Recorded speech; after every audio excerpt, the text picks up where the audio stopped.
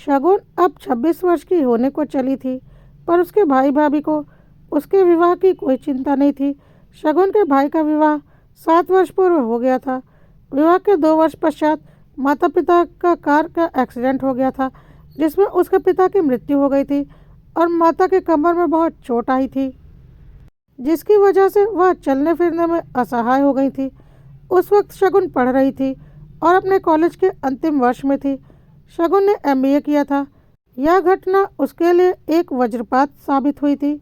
शगुन के ऊपर से पिता का साया उठ गया और माँ भी असहाय हो गई।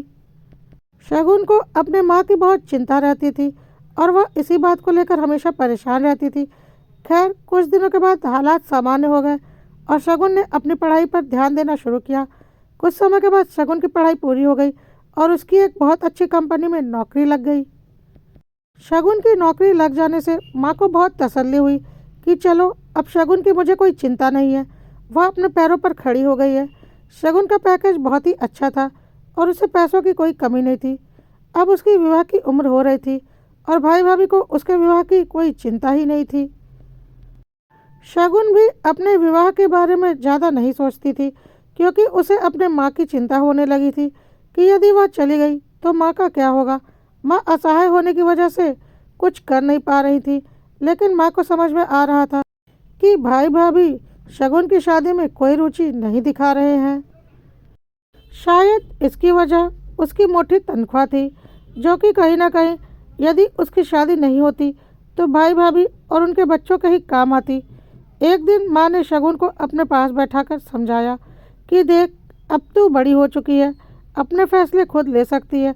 यदि तेरा भाई तेरी शादी के बारे में नहीं सोच रहा और बोलने पर भी ध्यान नहीं देता, तो तू खुद अपनी शादी के बारे में सोच। यदि कोई ऐसा लड़का तेरी नज़र में है तो बस तू बता, बाकी बातें मैं कर लूँगी। शगुन ने बोला कि माँ, ऐसा कोई भी लड़का नहीं है और मैं शादी भी नहीं करना चाहती। यदि मैंने शादी कर ली तो तुम्हारा क्या होगा। माँ ने उसे समझाया, अभी तो तेरी उम्र है, अभी तो तुझे दोस्त यार सब मिल रहे होंगे और तुझे जीवन साथी की कमी महसूस नहीं हो रही होगी, पर कुछ समय के बाद कोई नहीं होगा। उस वक्त जीवन साथी बहुत ज़रूरी होता है। क्यों अपनी ज़िंदगी बर्बाद कर रही है। मेरी चिंता छोड़, मैंने तो अपनी ज़िंदगी जी ली है। मेरी बची हुई ज़िंदगी भी जैसे तैसे कट जाएगी और मेरी जिम्मेदारी तेरे भाई भाभी की है, ना कि तेरी। तू अपने सास ससुर की चिंता कर, भाई भाभी का भरोसा छोड़, वह तेरे लिए कुछ नहीं सोचने वाले। अगर सोचा होता तो कहीं ना कहीं तेरे रिश्ते की बात जरूर चलाते। आज तक तो कहीं कोई बात ही नहीं चलाई। मेरी बातों पर गंभीरता से सोच। शगुन को माँ की बात सही लगी। अभी तो शगुन के पास पैसों की कोई कमी नहीं थी और दोस्तों के साथ घूमने और पार्टी करने में उसका वक्त बीत जाता था। उसने गौर करना शुरू किया था, उसके दोस्तों की तो शादी होती जा रही है और वह अपने अपने परिवारों में व्यस्त होते जा रहे हैं। उसे लगा, मुझे भी अब शादी के बारे में सोचना चाहिए। उधर माँ ने भी एक बार फिर अपने बेटे से इस बारे में बात की तो बेटे ने टाल मटोल कर दिया। आजकल अच्छे रिश्ते मिलते ही कहाँ हैं माँ। यदि किसी से बात भी चलाओ तो उनकी नज़र बस शगुन की तनख्वाह पर होती है। माँ ने बोला, तो इसमें बुराई क्या है। बीवी की तनख्वाह अगर पति इस्तेमाल भी करता है तो क्या खराबी है। मियाँ बीवी का कुछ अलग थोड़ी ना होता है। भाई ने बातों को गोल गोल करके घुमा दिया और वहाँ से चला गया। माँ को सारी बातें समझ में आ रही थी कि नज़र तो उसके भाई की भी उसकी मोटी तनख्वाह पर ही है, इसलिए वह नहीं चाहता कि शगुन की शादी हो। उसी समय भाई के बेटे के स्कूल के एडमिशन के लिए 2 लाख डोनेशन की ज़रूरत पड़ी। भाई ने शगुन से बोला, बहन तू डोनेशन के लिए पैसे दे दे, इस वक्त मेरे हाथ थोड़े तंग है। शगुन ने बोला, हाँ भाई, मैं अभी चेक काट देती हूँ, तुम चिंता मत करो। लेकिन माँ बीच में आ गई और बोला, बिल्कुल नहीं, तेरे बच्चों की जिम्मेदारी शगुन की नहीं है। वह जो पैसे कमा रही है वह उसके भविष्य में काम आएंगे और तेरा काम तो अच्छा चल रहा है, तो अपने बेटे की जिम्मेदारी तू खुद उठा। अपने बच्चों की शिक्षा की जिम्मेदारी माता पिता की होती है, ना कि किसी और की। जिस प्रकार से तुम्हारे पिता ने तुम दोनों को पढ़ाया है, उसी प्रकार से अब तुम भी अपने बच्चों को पढ़ाओ। और शगुन से बोला, तू 1 रुपया भी अपने भाई को नहीं देगी। इस बात पर घर में बहुत बड़ा बवाल हुआ। माँ अपने बात से टस से मस नहीं हुई। शगुन ने बोला, छोड़ो ना माँ, 2 लाख रुपए मेरे लिए कोई बहुत बड़ी रकम तो है नहीं, दे देने दो, क्या फ़र्क पड़ता है? अभी कौन सा मेरा परिवार है? माँ ने साफ शब्दों में बोल दिया। हाँ, अभी तो तेरा परिवार नहीं है और तुझे कोई फ़र्क भी नहीं पड़ता, पर इसी तरह तू अपने पैसे भाई और उसके परिवार पर लुटाती रही तो एक दिन तेरा कोई परिवार होगा भी नहीं और फ़र्क भी पड़ेगा, क्योंकि उस वक्त तेरे पास पैसे भी नहीं होंगे और तुझे कोई पूछने वाला भी नहीं होगा। जितना प्यार मैं तेरे भाई से करती हूँ उतना ही प्यार मैं तुझे भी करती हूँ, और मैं बस यही चाहती हूँ कि मेरे जीते जी तेरा भी घर परिवार बस जाए।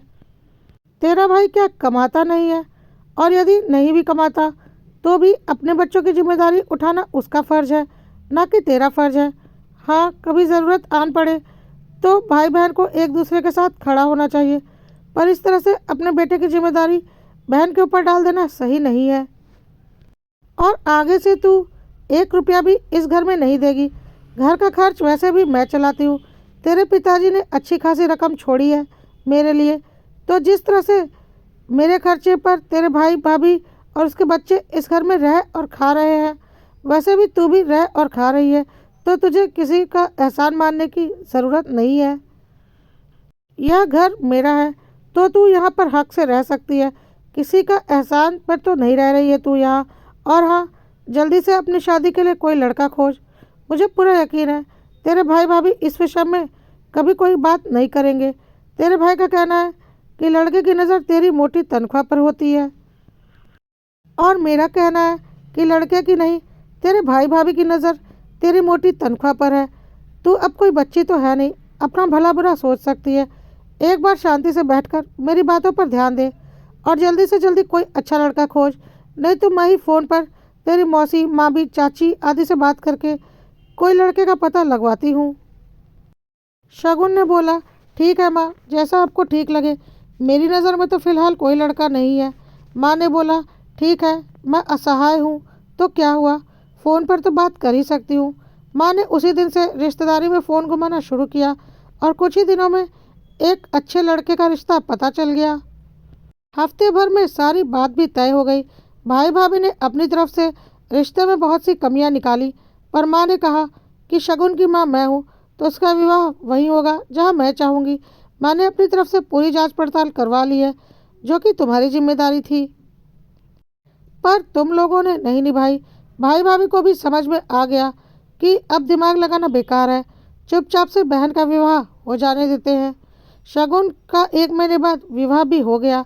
विवाह के बाद जब शगुन को अपने पति का साथ मिला तब उसे समझ में आया कि जीवन साथी क्या होता है। उसे यह बात अच्छे से समझ में आ गई कि जीवन साथी का स्थान कभी भी कोई माँ बाप या भाई बहन नहीं ले सकते।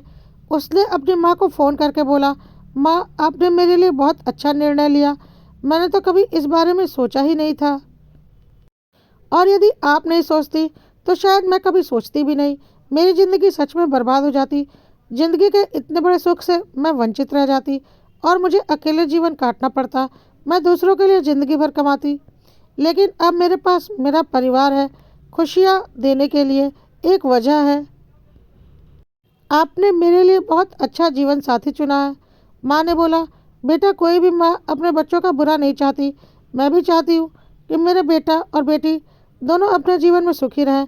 यदि तेरे पिता होते तो वह भी समय रहते तेरा विवाह कर ही देते, पर उनके नहीं रहने से यह जिम्मेदारी तेरे भाई की थी, पर शायद वह अपनी जिम्मेदारी समझ ही नहीं पाया। लेकिन मैं तो अपनी जिम्मेदारी नहीं छोड़ सकती थी ना। चलो, बहुत अच्छा लगा कि तुम खुश हो।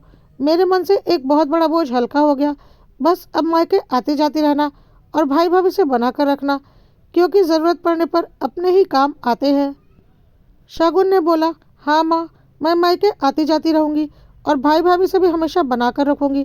भाई भाभी को भी समझ में आ चुका था कि वह जो कुछ भी कर रहे थे वह गलत था। उन्होंने भी अपनी गलती सुधारने की सोच ली थी और बहन के घर तोहफे लेकर बहन बहनोई से मिलने पहुँच गए और अगले हफ्ते खाने का निमंत्रण भी देकर आए। दोस्तों, यह एक काल्पनिक कहानी है, पर यह कई घरों की हकीकत है कि यदि माता पिता नहीं रहते हैं तो कुंवारे भाई या बहन की शादी की फिक्र किसी को नहीं होती। पर खुद के बारे में तो सोचना पड़ेगा ना, क्योंकि कोई भी आपके बारे में नहीं सोचेगा सिवाय माँ बाप के।